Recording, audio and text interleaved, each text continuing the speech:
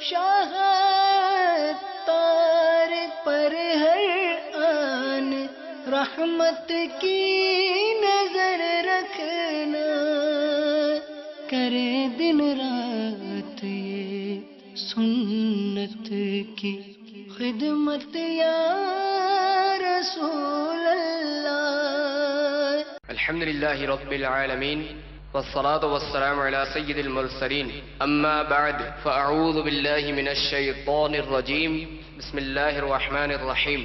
الصلاة والسلام علیک یا رسول اللہ وعلى آلک واصحابک یا حبیب اللہ، الصلاة والسلام علیک یا نبی اللہ وعلى آلک واصحابک یا نور اللہ۔ اسلامی بھائیوں اور اسلامی بہنوں، الحمدللہ عز وجل خالق کائنات جل جلالہ کی زمین پر عشق رسول صلی اللہ تعالی علیہ وآلہ وسلم کا مدنی جام تقسیم کرنے والے ایسے مرد کامل اب بھی موجود ہیں جو فیشن کی آفت میں گرفتار لوگوں کو پیارے مصطفیٰ صلی اللہ تعالی علیہ وآلہ وسلم کی سنت کریمہ کا اسیر بنانے کے خواہاں ہیں۔ یہ اللہ عز وجل کا خاص کرم ہے کہ اس نے ہمیں اس پرفتن دور میں تبلیغ قرآن و سنت کی عالمگیر غیر سیاسی تحریک دعوت اسلامی کا مبلیغ ماحول اور شیخ طریقت امیر اہل سنت ابو بلال حضرت علامہ مولانا محمد الیاس عطار قادری رضوی دامت برکاتہم العالیہ جیسے ولی کامل کی صحبت باثر سے نوازا۔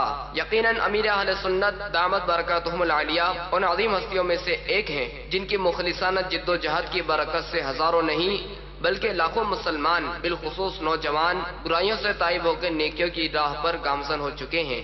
الحمدللہ عز وجل بلا مبالغہ امیر اہل سنت دامت برکاتہم العالیہ نے اپنے سنتوں پر بیانات کے ذریعے لاکھوں مسلمانوں کے دلوں میں مدنی انقلاب برپا کر دیا۔ لہذا تمام اسلامی بھائی اور اسلامی بہنیں اس بیان کو توجہ کے ساتھ سماعت فرمائیں۔ الحمدللہ رب العالمین والصلاة والسلام علی سید المرسلین، اما بعد فاعوذ باللہ من الشیطان الرجیم، بسم اللہ الرحمن الرحیم۔ الصلاة والسلام علیک یا رسول اللہ وعلی آلک واصحابک یا حبیب اللہ، الصلاة والسلام علیک یا نبی اللہ وعلی آلک واصحابک یا نور اللہ۔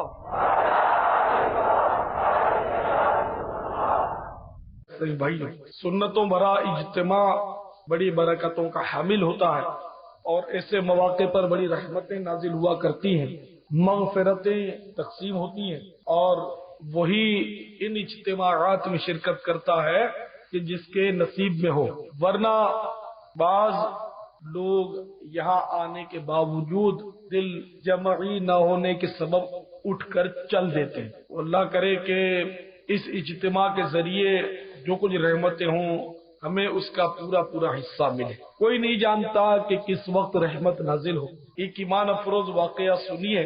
ابن ہارون فرماتے ہیں میں نے محمد واسطی رحمت اللہ تعالی علیہ کو خواب میں دیکھا تو پوچھا ما فعل اللہ بکا، اللہ تعالی نے آپ کے ساتھ کیا معاملہ کیا؟ تو انہوں نے بتایا کہ اللہ تعالی نے میری مغفرت فرما دی۔ تو میں نے پوچھا کس عمل کی وجہ سے آپ کی مغفرت ہوئی؟ تو فرمایا ایک مرتبہ ابو عمرو بصری رحمت اللہ تعالی علیہ ایک بزرگ ہیں، جمعے کے روز ہمارے پاس تشریف لائے تھے اور انہوں نے دعا فرمائی، ہم لوگوں نے آمین کہی، بس اللہ تعالیٰ نے اس وجہ سے میری مغفرت فرما دی۔ تو کیا پتا مطلب یہ دعا کے وقت ہی مغفرت کی سوغات بٹے اور ہم بیچ سے اٹھ کر چلے جائیں۔ تو اس لیے سب کو آخر وقت تک بیٹھنا چاہیے، اسی میں ہماری بھلائی ہے۔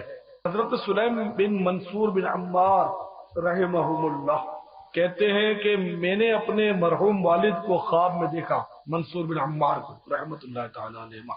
انہوں نے فرمایا کہ مجھے میرے رب نے فرمایا کہ بے عمل بوڑھے میں تجھے معاف کرتا ہوں، مگر تو جانتا ہے کہ کیوں معاف کرتا ہوں؟ میں نے عرض کی یا اللہ نہیں۔ اللہ تعالیٰ نے ارشاد فرمایا کہ ایک روز تو نے لوگوں کو جمع کیا اور میرا ذکر کیا تو لوگ روئے، اور ان میں ایک ایسا آدمی بھی رویا جو میرے ڈر سے آج کے علاوہ کبھی نہ رویا تھا۔ میں نے اسے بخش دیا اور اس کے صدقے میں تمام اہل اجتماع کو بخش دیا. دیکھا اپنے کے بیان میں اجتماعات میں بعض اوقات کسی ایک کے صدقے میں سب کی بگڑی بن جاتی ہے. تو اللہ تعالی ہم سب کو اس طرح کے اجتماعات میں آخر تک دل جمعی کے ساتھ شرکت کی سعادت بخشے. مطرف بن عبداللہ کہتے ہیں کہ میں نے قبرستان میں ایک قبر کے پاس 2 رکعت نماز جلدی جلدی پڑھی. پھر مجھے اونگ آ گئی تو قبر کے حالات مجھ پر منکشف ہوئے. صاحب قبر کی میں نے زیارت کی، وہ مجھ سے کہہ رہے تھے کہ تم نے نماز تو پڑھی مگر اچھی طرح نہ پڑھی. تو میں نے صاحب قبر سے کہا کہ واقعی آپ سچ فرما رہے ہیں، میں نے جلدی جلدی میں پڑھی ہے. اس پر صاحب قبر نے فرمایا کہ تم زندہ لوگ جو ہو عمل کرتے ہو مگر تمہیں سمجھ نہیں آتی، اور ہمیں سمجھ آتی ہے مگر عمل نہیں کر پاتے. پھر کہا کہ کاش یہ 2 رکعت جو تم نے ادا کی تھی تمہارے بجائے ان کو میں ادا کر لیتا، تو یہ میرے نزدیک دنیا و معافی یعنی یہ دنیا اور دنیا میں جو کچھ بھی ہے سب سے بہتر ہوتی. تو میں نے ان سے دریافت کیا کہ یہاں کون کون آدمی دفن ہیں. تو انہوں نے کہا کہ اس قبرستان میں سب مسلمان ہیں اور سب کو بھلائی ملی ہے. تو میں نے کہا ان میں سب سے افضل کون؟ تو انہوں نے ایک قبر کی طرف اشارہ کیا، یہ سب سے افضل ہے. تو میں نے اللہ عز و جل سے دعا کی، اے اللہ ان کو تو میرے لیے نکال دے تاکہ میں ان سے گفتگو کر سکوں. تو میں نے دیکھا کہ قبر سے ایک نوجوان برآمد ہوتا ہے. میں نے اس سے پوچھا کہ تمہیں یہ مرتبہ کس عمل سے ملا؟ تو اس نے جواب دیا کہ میں نے حج و عمرہ کثرت سے کی ہے، راہ خدا میں جہاد کیا، اور میں نے نیکیاں کی، عمل صالح کثرت سے نیکیاں کی، اور جب کبھی مجھ پر مصیبت آئی تو میں نے صبر کیا، اور اس طرح مجھے اللہ تعالی نے یہ مقام عطا فرمایا. سامع بھائیو، آپ نے ملاحظہ فرمایا کہ اللہ تبارک و تعالی کی بارگاہ میں بلند رتبہ پانے کے لیے عمر کی کوئی قید نہیں ہے. ایک نوجوان ہے، یہ سب سے افضل اس سارے قبرستان میں ہے، تو اس کے پاس عمل کی دولت ہے، اس نے کثرت سے حج و عمرے کیے ہیں، اللہ کی راہ میں جہاد بھی کیا ہے، نیکیاں بھی کثرت سے کی ہیں، اور مصیبت جب جب آئی صبر کیا ہے. تو اب آئیے ہم اپنے حال پر غور کریں کہ ہم بھی کیا ایسا کرتے ہیں جس سے اللہ کی بارگاہ میں ہمیں بلند رتبہ نصیب ہو جائے. حج و عمرے کی زیادتی، کثرت، چلیے یہ تو ہمارے بس کا روگ نہیں ہے. تڑپ عموماً سبھی کی ہوتی ہے کہ یہ سعادت ملے، لیکن دنیا کی رکاوٹیں، دنیا کی دولت کے معاملات رکاوٹ بن جاتے ہیں. بعض اوقات زیادہ راہ نہیں ہوتا، بعض اوقات زیادہ راہ ہوتا ہے تو مسائل اتنے ہوتے ہیں کہ ہم سفر نہیں کر پاتے. لیکن اگر دل میں سچی تڑپ ہو تو بغیر حج و عمرہ کیے بھی اس کا ثواب مل سکتا ہے. سچی تڑپ، سچی لگن، اور آدمی اس کی یاد میں روئے، مدینے کی جدائی میں تڑپے، تو عین ممکن ہے کہ حج کرنے والے سے زیادہ اس کو ثواب مل جائے. اللہ کی رحمت بہت بڑی. گناہ کا چاہے کتنا ہی جی چاہے اس کے قریب نہ پھٹکے، خواہشات نفسانی کو روکے اور نیکیاں کرے، اور جب مصیبت میں پھنسے تو صبر کرے. تو اس نوجوان نے ایسا کرتا تھا، وہ تو اس لیے وہ سارے قبرستان میں وہ سب سے افضل مقام پر فائز تھا. تو واقعی نہ عمر پر فضیلت موقوف ہے، نہ کوئی دنیاوی عہدے اور منصب پر فضیلت موقوف، نہ ہی دنیا کی دولت کی فراوانی باعث شرف، بلکہ قرآن پاک میں ہے بے شک تم میں اللہ کے نزدیک عزت والا وہی ہے جو پرہیزگار ہے. تو عزت والا وہ نہیں کہ جس کی شہرت بہت ہے، جس کے بعد دولت بہت ہے، یا جو مطلب بہت بڑے عہدے اور منصب پر متمکن ہے، یا وزیر ہے یا افسر ہے یا میجر ہے یا کرنل ہے یا جرنل ہے یا پارٹی لیڈر ہے یا وزیر اعظم ہے، یہ عہدے جو ہیں یہ باعث افضلیت نہیں، ناقابل رشک ہے۔ جو رشک کرے اس کو اپنی عقل کا علاج کرنا چاہیے، یہ قابل رشک نہیں۔ اسی طرح دنیاوی فنون میں جو ماہر ہو وہ بھی قابل رشک نہیں کہ صاحب یہ پہلوان ہے اور یہ بڑے بڑے پہلوانوں کو پچھاڑ دیتا ہے، یہ بہت بڑا فنکار ہے، یہ جناب بہت بڑا گلوکار ہے، تو وہ جناب بہت ہی مایا ناز کھلاڑی ہے، تو اس لیے مطلب یہ لوگ افضل ہیں، نہیں۔ فضیلت کے یہ معیار شریعت میں نہیں ہے۔ اللہ کے نزدیک معیار جو ہے وہ پرہیزگار ہونا ہے، مسلمان جو ہے وہ پرہیزگار ہو، تقوی شعار ہو، نیکوکار ہو۔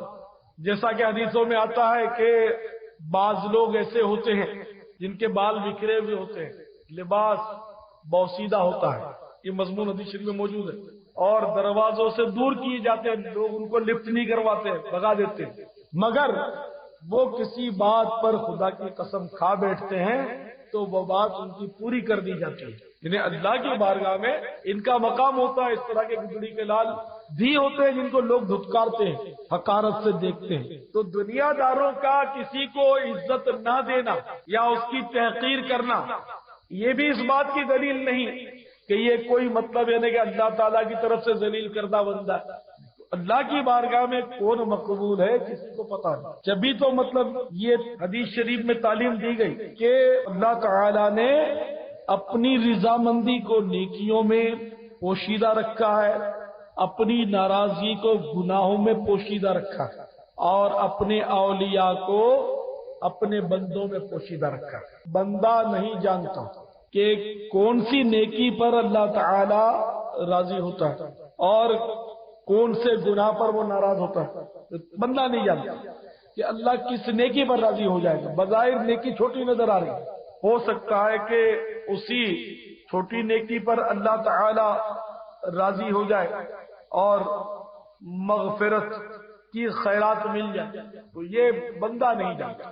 حضرت سیدنا عبداللہ بن عمر رضی اللہ تعالیٰ عنہ بیمار ہو گئے اور مچھلی کھانے کو جی چاہا، بھونی ہوئی مچھلی۔ حضرت سیدنا نافع رضی اللہ تعالیٰ عنہ جو بہت بڑے تابعی ہوئے، یہ حضرت عبداللہ بن عمر رضی اللہ عنہ کی خدمت گزاری میں رہتے تھے، تو آپ نے فرمایا نافع مچھلی لے آؤ۔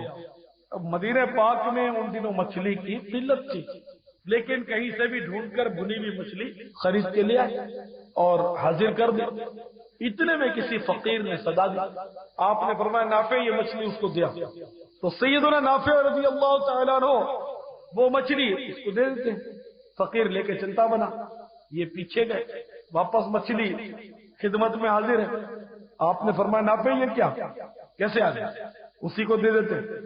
عرض کیا حضور اسی کو دے دی تھی، لیکن میں نے اس سے دوبارہ خرید لیے، مفت نہیں لایا، آپ تناول فرما لیجئے کیونکہ آپ بیمار ہیں، آپ کا جی بھی بہت چاہتا تھا۔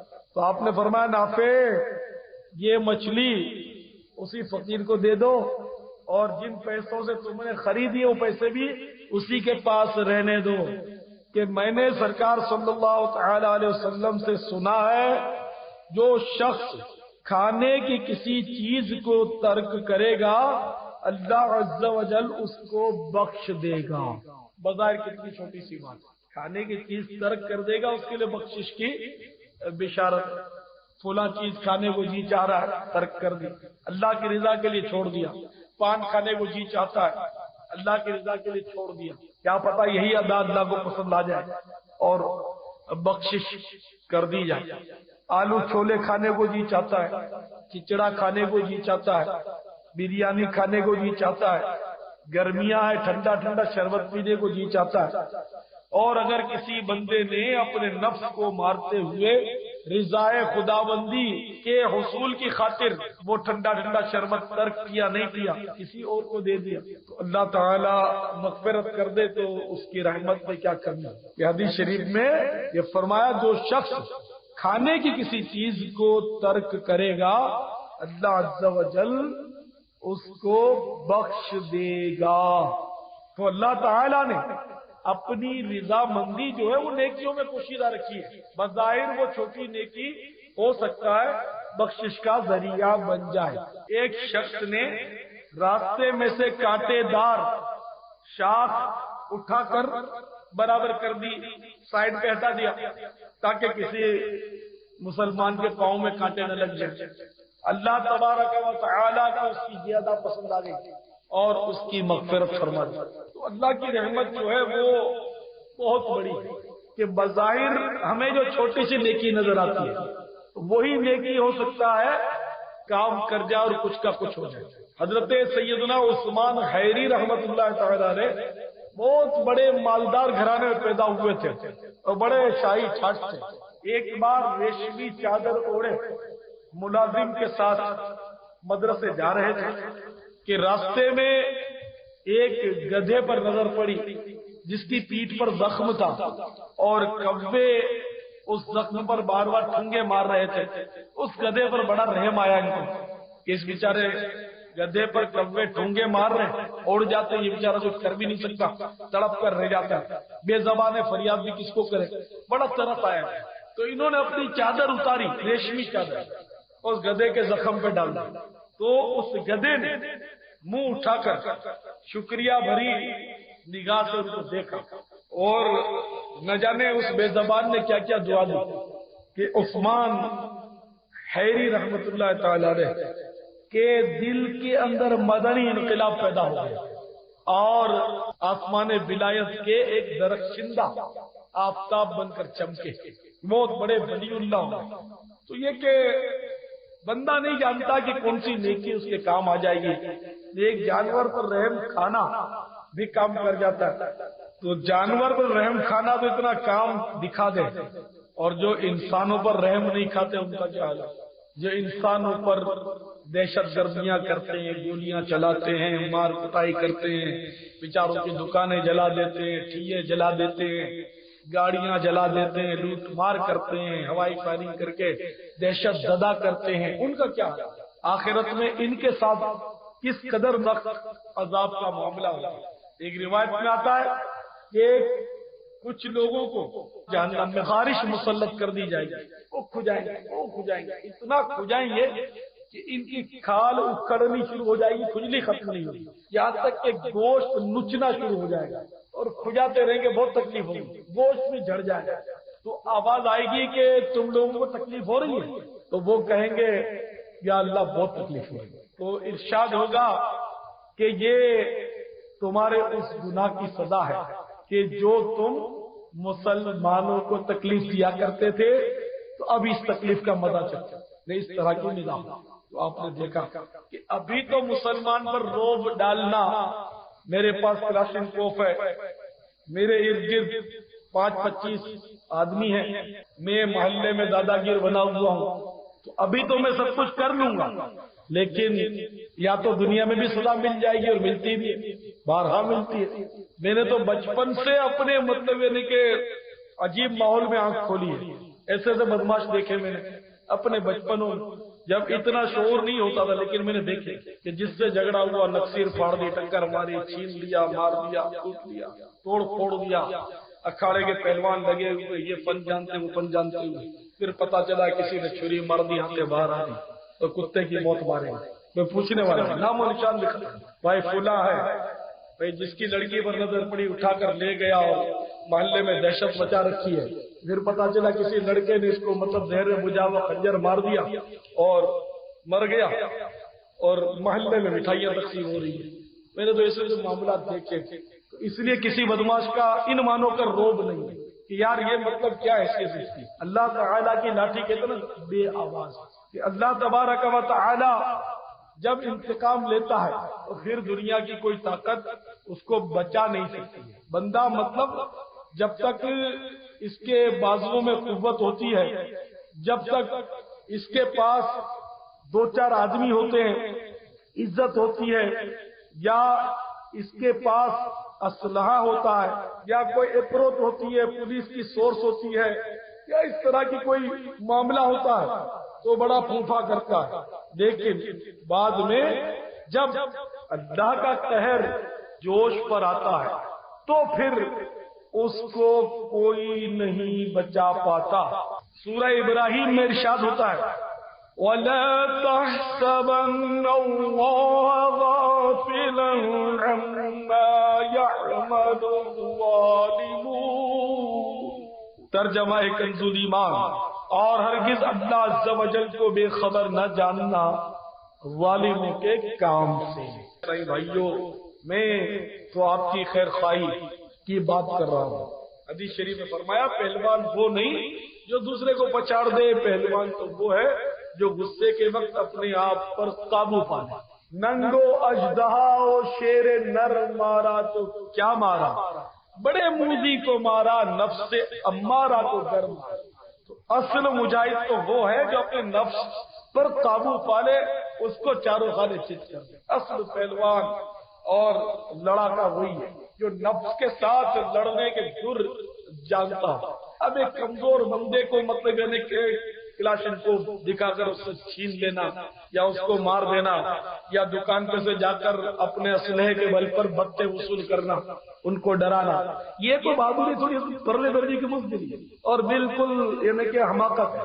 اور اپنی بے عزتی کروانا اور لوگوں کے دلوں میں اپنے لیے نفرت کے سامان کرنا، یہ بہادری نہیں. تو اصل میں عزت والا وہ ہے جو اللہ کے نزدیک پرہیزگار ہے. اچھا وہی ہے جو اللہ اور رسول کی بارگاہ میں اچھا ہے. 100 بات کی ہے تو اللہ کرے کہ ہم اچھے بن جائیں، اللہ اور رسول کی بارگاہ میں ہم اچھے ہو جائیں، ہم سے رب راضی ہو جائے، اس کے پیارے محبوب صلی اللہ تعالی علیہ وسلم ہم سے خوش ہو جائیں. ورنہ اے میرے بھائیو، یہ دنیا کی خوشیاں چند روزہ ہیں، دنیا کی بہاریں بہت زیادہ عارضی ہیں. تو اس لیے زہ نصیب کہ اسی وقت اور ابھی ہم اپنے گناہوں سے توبہ کر لیں اور اپنی آخرت کی بہتری کی طرف آ جائیں، ورنہ جہنم کا عذاب برداشت نہیں ہو سکے گا، روتے رہیں گے. تو اللہ تعالی ہمیں اس رونے سے محفوظ کرتا ہے کہ وہ رونا بڑے صدمے کا ہوگا، کوئی تسلی دینے والا نہیں ہوگا، کوئی دل بڑھانے والا نہیں ہوگا، کوئی غم بٹانے والا نہیں ہوگا. ایک لمحے کے لیے بھی کوئی ہم سے پھر تکلیف دور نہیں کر سکے گا. سرکار صلی اللہ تعالی علیہ وسلم نے ایک مرتبہ خطبہ ارشاد فرمایا اور فرمایا 2 عظیم چیزوں جنت اور جہنم کو مت بھولو.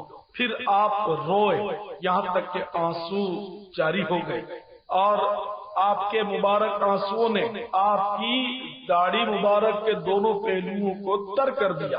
اور سرکار صلی اللہ علیہ وسلم نے ارشاد فرمایا اگر تم جانتے جو کچھ آخرت کے بارے میں میں جانتا ہوں تو مٹی پر چلتے اور اپنے سروں پر خاک ڈالتے. صحیح بھائیو، واقعی دوزخ کا عذاب بہت زیادہ سخت ہے. اے بے نمازیو کان کھول کر سن لو، اے ماہ رمضان کے روزے قضا کر ڈالنے والوں کان کھول کر سن لو، ماں باپ کو ستانے والوں، مسلمانوں کا دل دکھانے والوں، اپنی اولاد کو سنتوں کے راستے سے ہٹانے والوں، داڑھی اور امامے سے منع کرنے والوں، اپنی اولاد کو صرف اور صرف دنیا ہی کی ترغیب دلانے والوں، کان کھول کر سن لو. فلمیں ڈرامے دیکھنے والوں، گانے باجے سننے والوں، سود اور رشوت کا لین دین کرنے والوں، داڑھی منڈانے والوں، ایک مٹھی سے گھٹانے والوں، ڈنڈی مار کر سودا چلانے والوں، ملاوٹ والا مال بیچنے والوں، کان کھول کر سن لو. اگر اللہ تبارک و تعالی ناراض ہو گیا اور اس کے پیارے محبوب صلی اللہ تعالی علیہ وسلم ناراض ہو گئے، اگر معصیت کے سبب ایمان برباد ہو گیا، تو کیا کرو گے؟ سورۃ الاحزاب میں ارشاد ہوتا ہے یوم تقلب وجوہہم فی النار یقولون یا لیتنا اطعنا اللہ واطعنا الرسولا۔ میرے آقا نعمت امام اہل سنت مجدد دین و ملت مولانا شاہ احمد رضا خان علیہ رحمت الرحمان اپنے شہرۂ آفاق ترجمہ قرآن کنز الایمان میں اس کا ترجمہ کچھ اس طرح کرتے ہیں، جس دن ان کے منہ الٹ الٹ کر آگ میں تلے جائیں گے، کہتے ہوں گے ہائے کسی طرح ہم نے اللہ عز و جل کا حکم مانا ہوتا اور رسول کا حکم مانا ہوتا۔ وَقَالُوا رَبَّنَا إِنَّا أَطَعْنَا سَادَتَنَا وَكُبَرَاءَنَا فَأَضَلُّونَا السَّبِيلَ، اور کہیں گے اے ہمارے رب عز و جل، ہم اپنے سرداروں اور اپنے بڑوں کے کہنے پر چلے تو انہوں نے ہمیں راہ سے بہکا دیا۔ ربنا آتِهِمْ ضِعْفَيْنِ مِنَ الْعَذَابِ وَالْعَنْهُمْ لَعْنًا كَبِيرًا، اے ہمارے رب عز و جل انہیں آگ کا دونا عذاب دے اور ان پر بڑی لعنت کر۔ اے حرام کھانے والوں، ڈکیتیاں کرنے والوں، چوریاں کرنے والوں، جیب کترنے والوں، بھتے وصول کرنے والوں، لوگوں کو ڈرا کر زبردستی ان سے پیسے بٹورنے والوں، چٹھیاں بھیج کر رقموں کے مطالبے کرنے والوں، بندے اغوا کر کے تاوان طلب کرنے والوں، کان کھول کر سن لو۔ حدیث شریف میں فرمایا جس نے کسی کا تھوڑا سا مال بھی چرایا قیامت کے روز اس مال کو اپنی گردن میں آگ کے توق کی شکل میں لٹکا کر آئے گا، اور جس نے تھوڑا سا بھی مال حرام کھایا تو اس کے پیٹ میں آگ دھونکائی جائے گی، اور اس کی ایسی خوفناک آواز ہوگی کہ جس دن ساری مخلوق اپنی قبروں سے اٹھیں گے، سب کانپ جائیں گے، یہاں تک کہ احکم الحاکمین جل جلالہ لوگوں کے سامنے جو بھی فیصلہ فرمائے۔ معراج کی رات سرور کائنات شاہ موجودات صلی اللہ تعالی علیہ وسلم نے ایک منظر یہ بھی دیکھا کہ کچھ لوگ آگ کی شاخوں سے لٹکے ہوئے ہیں۔ عرض کیا گیا یہ والدین کے نافرمان ہیں۔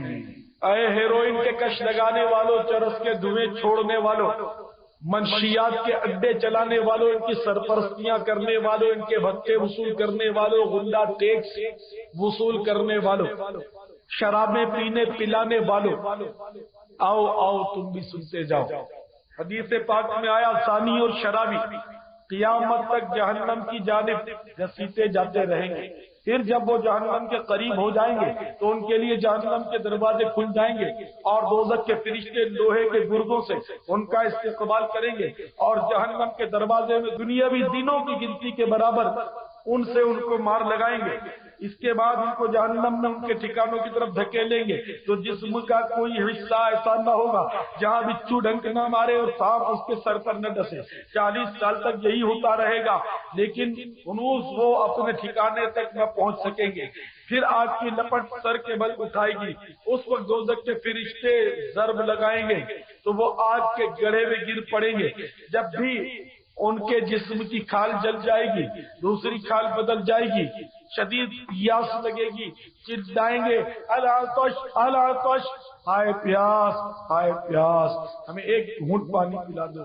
اس وقت جہنم کے عذاب پر مقرر فرشتے کھولتے ہوئے جوش مارتے ہوئے پانی کا پیالہ سامنے لائیں گے۔ جب اسے پئیں گے تو چہرے کا سارا گوشت گل کر گر پڑے گا۔ جب یہ کھولتا ہوا پانی پیٹ میں پہنچے گا تو وہ آنتوں کے ٹکڑے کر کر کے شرمگاہ کے راستے بہا دے گا، پھر آنتیں پہلے کی طرح ہو جائیں گی، پھر مار پڑے گی۔ مولا مشکل کشا علی المرتضی قدم اللہ تعالی وجہہ الکریم شراب سے اس قدر نفرت کرتے تھے کہ آپ فرماتے ہیں اگر کسی کنویں میں شراب کا ایک قطرہ پڑ جائے اور اس پر مینارہ تعمیر کیا جائے، اس مینارے پر کھڑے ہو کر میں اذان نہ دوں۔ اگر کسی دریا میں شراب کا ایک قطرہ گر جائے، پھر وہ دریا خشک ہو جائے اور وہاں گھاس اگ جائے اور میں اس گھاس میں اپنے جانور نہ چراؤں۔ آج شراب بھی مسلمانوں میں عام ہوتی چلی جا رہی ہے۔ بدقسمتی سے مسلمان داڑھی منڈاتا ہے تو کیا ہو گیا پتہ نہیں۔ حالانکہ حدیث شریف میں فرمایا مجھے پس کرو، داڑھیوں کو معافی دو یعنی بڑھنے دو، یہودیوں جیسی صورت مت بناؤ۔ تو مسلمان کتنا نادان کہ وہ دشمنان رسول جیسی شکل لیے پھرتا ہے اور اس پر اتراتا ہے، خوش ہوتا ہے، اپنے آپ کو بہت اچھا سمجھتا ہے۔ سرکار کا عاشق بھی کیا داڑھی منڈاتا ہے؟ کیوں عشق کا چہرے سے اظہار نہیں ہوتا؟ یاد رکھیے، داڑھی منڈانا اور ایک مٹھی سے گھٹانا دونوں حرام ہے۔ فریاد ہے اے کشتی امت کے نگہباں، بیڑا یہ تباہی کے قریب آن لگا، تدبیر سنبھلنے کی ہمارے نہیں کوئی، ہاں ایک دعا تیری کے مقبول خدا۔ یہ ہمارے مسلمان بھائی جوا اس پہ لگاتے ہیں تو جناب والا 4 افراد کو دورہ پڑ گیا دل میں صدمے سے، 3 بیچارے ہارٹ فیل ہو گئے، مر گئے۔ اللہ تعالیٰ بیچاروں غریق رحمت فرمائے۔ ان کی موت میں بڑی عبرت ہے کہ ہم نے تو ایسی سی موتیں دیکھی سنی۔ ایک بار میں مسجد نبوی شریف کے باہر بیٹھا ہوا تو سرکار کے قدمین کی سیدھ میں تو ایک غلام سرور نامی پنجاب کے کوئی صاحب تھے، انہوں نے مجھے سلام کیا اور دوسرے کو میرے بارے میں کچھ بتا رہے تھے، جانتے تھے، پہلی بار دیکھا تھا، اور کچھ کہہ رہے تھے کہ یار یہ شخص جو ہے یہ مطلب کچھ سمجھدار معلوم ہوتا ہے، اس طرح کی باتیں کر رہے تھے۔ تو میں نے پھر گفتگو کی مزید ان سے، تو وہ بولے کہ تمہارے اندر کشش یوں پیدا ہوئی کہ تم سرکار کے بالکل قدموں کی سیدھ میں بیٹھے ہوئے۔ تو بہرحال میں بھی الحمدللہ اسی اینگل پر قصدن بیٹھا ہوا تھا کہ یہاں میرے آقا کے سیدھے قدم پر تھے۔ بابا جی کی طرف کھڑکی ہوتی تھی، اب تو خیر وہ مسجد نبوی شریف کا نقشہ ہی بدل گیا، تو وہ مطلب میں قدموں کی ہیل میں بیٹھا ہوا تھا۔ تو وہ غلام سرور صاحب جو تھے انہوں نے ایک واقعہ مجھے سنایا۔ پھر وہ جب ملاقات ہوئی، گفتگو بڑھی، انہوں نے بتایا کہ میں یہاں 4 سال سے ہوں، بتایا یا 12 سال سے ہوں، اور 4 سال پہلے کا واقعہ ہے۔ بہرحال ایک واقعہ انہوں نے سنا کہ ایک بار مسجد نبوی شریف کی طرف میں آ رہا تھا تو میں نے ایک نوجوان کو دیکھا جس کے چہرے پر بڑا یہ دیکھے سوز تھا اور وہ کوئی عاشق رسول معلوم ہوتا تھا صلی اللہ علیہ وسلم۔ تو مجھے کشش پیدا ہوئی اور میں نے اس نوجوان کا پیچھا کیا، میں پیچھے چلنے لگا اس کے، تو وہ نوجوان مسجد نبوی شریف میں باب جبرائیل کی طرف داخل ہوا۔ باب جبرائیل سے داخل ہو کر وہ سیدھا سرکار کے قدموں میں پہنچا، اور جب سرکار کے قدمین شریفین کی سیدھ میں پہنچا تو ایک دم وہ گرا اور اس کا دم نکل گیا۔ ارے او نا سمجھ قربان ہو جا ان کی چوکھٹ پر، یہ لمحہ